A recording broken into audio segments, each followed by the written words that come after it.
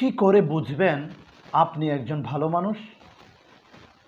আল্লাহর সৃষ্টি জগতে আপনি আল্লাহর ইবাদত করার জন্য এসেছেন, তবে আপনার প্রতিনিয়ত সকালের নামাজ, ফজরের নামাজ আপনি ঘুমের মধ্যে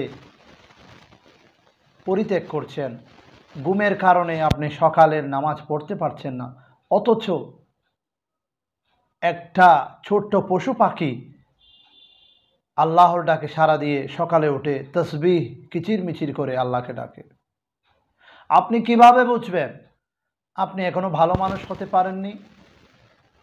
যখনই সকালে ঘুম থেকে উঠে আপনার অন্তর বলবে, আমি তো মহান রবের ডাকে ওনার ফজরের নামাজে শরিক হতে পারি নাই, আমি আদৌ ভালো মানুষ হতে পারিনি। আপনি কিভাবে বুঝবেন আপনি ভালো মানুষ?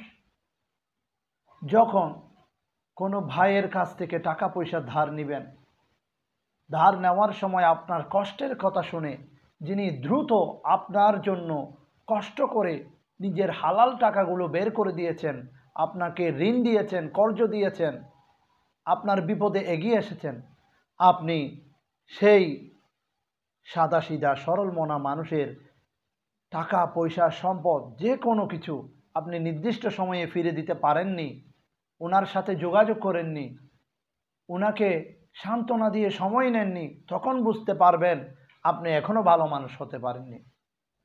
আপনি কিভাবে বুঝবেন আপনি এখনো ভালো মানুষের দলে আপনি পৌঁছাতে পারেননি?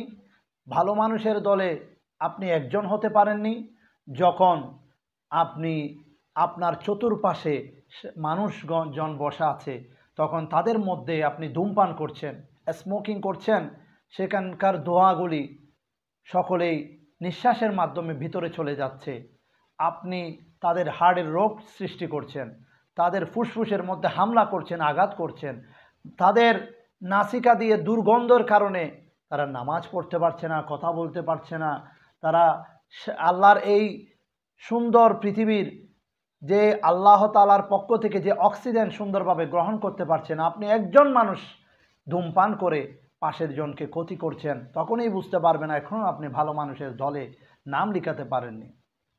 আপনি কখন বুঝবেন আপনি এখনও চিন্তা ভাবনার দিক থেকে ভালো মানুষ হয়ে ওঠেননি? আপনি যখন আপনার টাকা পয়সা সম্পদ সব কিছু আপনার যশ খ্যাতির অহংকার নিয়ে মানুষকে তুচ্ছ তাচ্ছিল্য করে কথা বলে অপমান করবেন, তখন বুঝতে পারবেন আপনি এখনও ভালো মানুষের দলে আসেননি। আপনি কখন বুঝতে পারবেন আপনি এখনও আল্লাহর প্রকৃত নেককার বান্দা হতে পারেননি? যতক্ষণ না আপনার সব কিছু সব সম্পদ আল্লাহর দেয়া আমানত মনে করতে পারবেন না। আপনি বাসা বাড়িতে থাকেন, আপনার পানি অপচয় করছেন, বিদ্যুৎ অপচয় করছেন, নিজের প্রয়োজন অপ্রয়োজন ছাড়াই বিদ্যুৎ লাইট ফ্যান চালিয়ে রেখেছেন এবং পানি অপচয় করছেন, তখন বুঝে নিতে হবে এই আল্লাহর মহা নিয়ামতগুলোর খেয়ানত আপনি করছেন, আপনি এখনও ভালো মানুষ হতে পারেন। আপনি কখন বুঝতে পারবেন আপনি এখনও ভালো মানুষের দলে নয়, এখনও ভালো মানুষ হয়ে উঠতে পারেননি?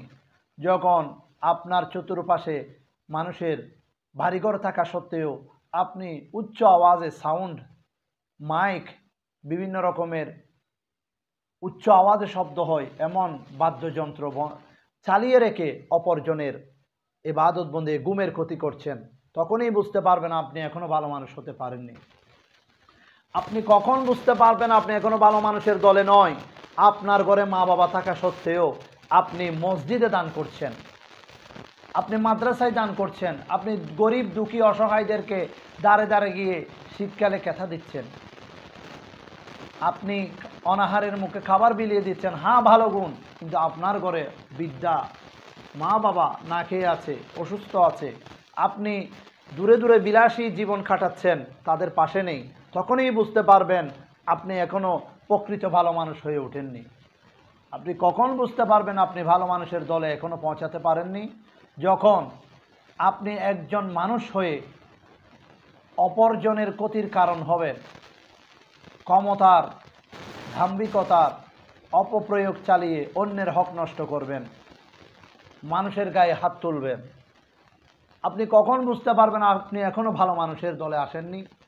যখন একজন বল খরচ করে রিক্সা চালক আপনাকে নির্দিষ্ট গন্তব্যে পৌঁছে দেওয়ার পর 2 টাকা 5 টাকার জন্য আপনার বকশিস চেয়ে নিয়ে আপনার কাছ থেকে গালিগালাজ শুনেছে, হয়তো আপনার হাতের মার খেয়েছে, আপনি কখন বুঝতে পারবেন আপনি এখনো ভালো মানুষ নন? আপনি আইনের মানুষ হয়ে বেআইনিভাবে সারা বছর আপনি শিক্ষা অর্জন করেছেন একজন খুনি, একজন আসামিকে মিথ্যা জ্ঞান প্রয়োগ করে, মিথ্যা থিওরি, মিথ্যা রোলস প্রকাশ করে একজন মৃত্যুকে, খুনিকে বাঁচানোর জন্য আপনার জ্ঞান বুদ্ধিকে ব্যবহার করবেন। তখনই বুঝতে পারবেন আপনি এখনও ভালো মানুষ হয়ে উঠতে পারেননি। আপনি কিভাবে বুঝবেন আপনি এখনো ভালো মানুষ নন? সবাই আপনার ভালো আচরণের যোগ্য, সবাই আপনার ভালোবাসা পায়, তবে আপনার বিবি, আপনার সহধর্মিণী, আপনার পরিবার, আপনার বাচ্চারা আপনার ভালোবাসা আদর যত্ন পায় না। তখন বুঝতে পারবেন আপনি এখনো ভালো মানুষের দলে পৌঁছাতে পারেননি। আপনি টুপি মাথায় দিয়ে কাপড় চুপড় সুন্দর পরিপাটি 5 ওয়াক্ত নামাজ পড়েন, 5 ওয়াক্ত নামাজ পড়েন, সুন্দর সুন্দর কথা বলেন, মানুষকে নসিহত করেন, তবে আপনার ছোট ছোট কোমলমতি শিক্ষার্থীরা আপনার দুশ্চরিত্র থেকে মুক্ত নয়, আপনার চোখের দেখা থেকে, মন্দ দেখা থেকে তারা মুক্ত নয়। তখন বুঝতে পারবেন আপনি এখনো ভালো মানুষের দলে নয়। আপনি কখন বুঝে নেবেন আপনি এখনো ভালো মানুষ হয়ে উঠতে পারেননি? সুন্দর পরিবেশে, চারপাশ কত সুন্দর, সেখানে আপনি মলমূত্র ত্যাগ করেন, যেখানে সেখানে দাঁড়িয়ে প্রস্রাব করেন, ময়লা আবর্জনা ফেলেন, আরেকজনের ক্ষতির কারণ হয়ে দাঁড়ান। আপনি একজন জনগণের সেবক হয়ে রাত বিরাতে মানুষকে মিথ্যা মামলা দিয়ে হয়রানি করেন, আর মৃত্যুকে বাঁচানোর জন্য মিথ্যা ল, মিথ্যা আইন প্রয়োগ করেন। আপনি কখন বুঝতে পারবেন আপনি এখনো ভালো মানুষ হয়ে উঠতে পারেননি? বিবাহ করার সময় আপনারও মেয়ে আছে, জোরপূর্বক আপনি আপনার শ্বশুর বাড়ি থেকে ইচ্ছা মতো জিনিস আদায় করেন। এই যৌতুকের বস্ত্র আদির জন্য একজন মানুষকে হত্যা করতে পারেন। তখন বুঝবেন আপনি এখনো ভালো মানুষ হয়ে উঠতে পারেননি। আপনি মসজিদ কমিটি, আপনি মাদ্রাসার পরিচালক, তবে আপনি সেই মসজিদ মাদ্রাসার টাকা লুটপাট করেন, ছাত্রদের থেকে অতিরিক্ত টাকা আদায় করে তাদের যথাযথভাবে লেখাপড়ার জন্য আপনি শ্রম বিনিয়োগ করেন না, তাদের ভবিষ্যতের চিন্তা আপনার কাছে নেই। আপনি তখনই ভালো মানুষ হয়ে উঠবেন যখনই আপনার কাছে আপনার ছাত্র ছেলের, আপনার নিজের ছেলের সমকক্ষ মনে করবেন। আপনি কখন বুঝতে পারবেন আপনি এখনো ভালো মানুষের দলে পৌঁছাতে পারেননি? যখন প্রবাসী একজন ভাই প্রবাস থেকে কষ্ট করে আপনার জন্য টাকা পাঠায়, এদিকে আপনি সেই টাকা বিভিন্ন মার্কেটে আজে বাজে জায়গায় গিয়ে বিলাসীভাবে খরচ করে ফেলেন, অপচয় করেন। আপনি কিভাবে বুঝবেন আপনি এখনো ভালো মানুষ হয়ে উঠতে পারেননি? আপনি বাকি দোকান থেকে বাকিকে টাকা পরিশোধ করেননি, তাকে নিঃস্ব বানিয়ে পথে বসিয়ে দিয়েছেন। আপনার কারণে সে ব্যবসায়ী নেই, পথের ফকির হয়ে গেছে। এই বাকির মাধ্যমে কত ব্যবসায়ীর জীবন ধ্বংস হয়ে গেছে তার নাই হিসাব। আপনি তখনই ভালো মানুষ হতে পারবেন যখনই আপনাকে দেয়া সেই টাকাগুলো যথাযথভাবে আপনি যথাস্থানে উপযুক্ত জায়গায় ব্যয় করে আরেকজন ভাইকে আপনি সফলতার পথ দেখাতে পারবেন, তখনই আপনি সফল। আপনি যদি ব্রোকার, দালালদের মতো টাকা নিয়ে প্রবাসে যাওয়ার স্বপ্ন দেখিয়ে টাকাগুলি খেয়ে ফেলেন, পাচার করে ফেলেন, সাধারণ মানুষ গরিব দুঃখীকে পথে বসিয়ে দেন, জায়গা সম্পদ বিক্রয় করে প্রবাসে যাবে, সেই মানুষগুলোর টাকা আপনি স্বপ্ন দেখিয়ে তাদের টাকাগুলি নিজের অ্যাকাউন্টে রেখে ভিসা না দিয়ে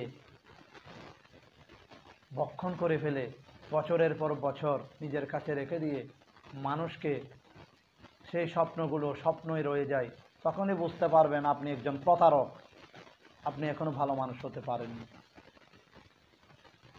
মানুষ কিভাবে বুঝবে আমি আল্লাহর দরবার একজন ভালো মানুষ? যখন সে বন্দার হক নষ্ট করবে না, বন্দার হক সংরক্ষণ করবে, বন্দার মনে, একজন বন্দার মনে সে একজন ভালো মানুষ হিসেবে স্বীকৃতি পাবে, স্থান পাবে, ভালোবাসার জায়গাটা করে নেবে। আপনি 5 ওয়াক্ত নামাজ পড়ে নিজেকে ভালো প্রমাণ করতে পারবেন না। নামাজ আল্লাহর হক, তবে বান্দার হক আপনি নষ্ট করলে কখনোই আপনি আপনার নামাজ দিয়ে জান্নাতে যেতে পারবেন না। বান্দার হক প্রতিষ্ঠা করা প্রত্যেক মুমিনের কাজ।